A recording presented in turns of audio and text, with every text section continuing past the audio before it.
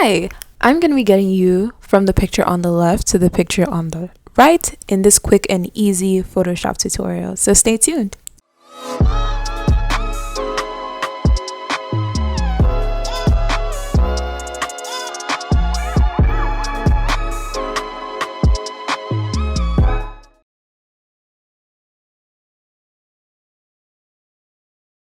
Alright, let's just get right into it. You want a background picture that you're going to use as a subject.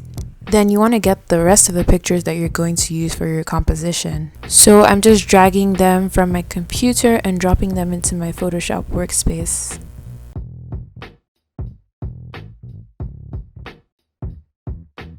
I'm going to right click on the magic wand tool, then click on the quick selection tool. So now I'm just going to click and drag so I can get the hand and the shadow in my selection. If I want to do a reverse or negative selection, I'll just hold down Option key on a Mac or the Alt key on PC or Windows, and I'll click and drag so I can clean it up just like that.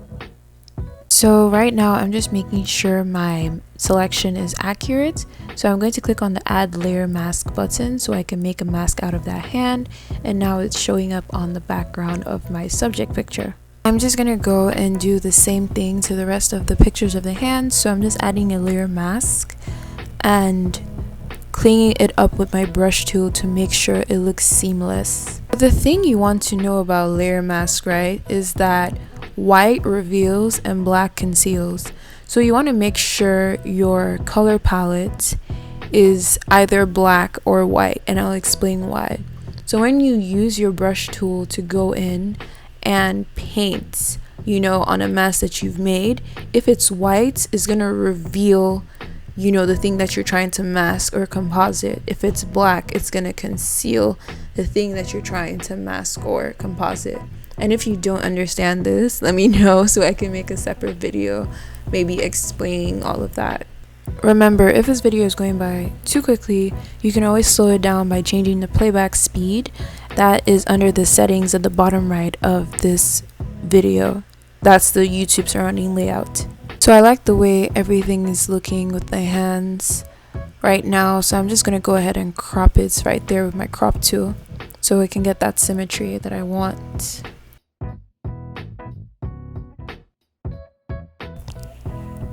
So it's done cropping right now. I'm just going in to arrange the different hand pictures in order make sure they're named correctly so I can duplicate them onto the left side of the picture. So I'm just going to label that right, then Command J on my keyboard to copy, then change that to left. So I'm going to go in and select all of them in that group. Right, so that will probably be like Shift plus A. There you go. Then I'm gonna go up to Edit, Transform, Flip Horizontal. There we go.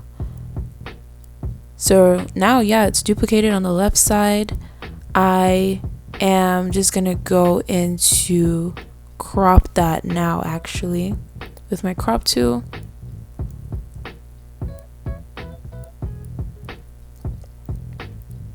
Yep, get it to right where the hands end and just click OK.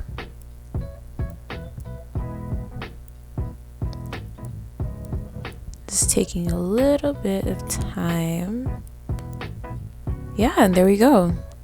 All done with the hands at least. So click on the clone stamp tool. So with this, you need to press Option and click on a spot that you want to duplicate. Then you can go and just start brushing everything out, and make sure the spot that you pick is clear so you can just clean out the rumples in the backdrop or whatever it is that you're doing. So I'm just gonna fast forward and go do all of that. Make sure everything is smooth.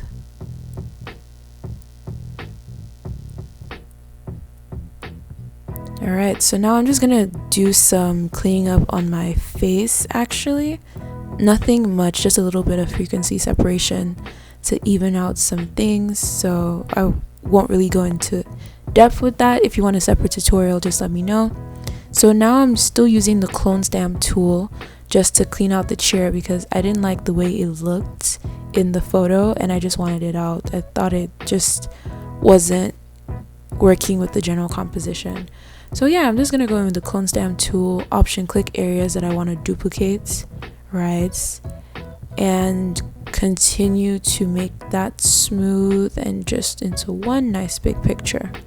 And sometimes the clone stamp tool doesn't actually work, so what I'll do is that I'll click on the brush tool and pick a color from where I want to paint and just use that to fill in some spaces, so like shadows and things like that. So I'm just turning off the background on and off to make sure everything works.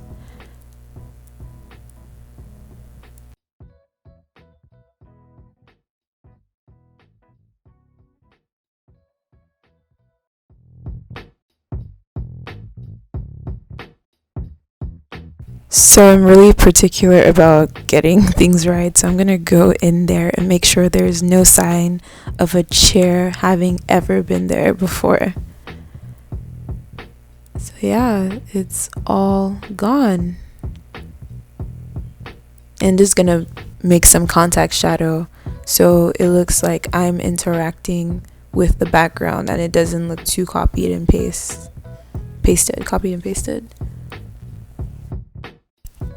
I am toggling in between the before and after just to look at how it looks after cleaning everything up and if there's anything that I want to take out.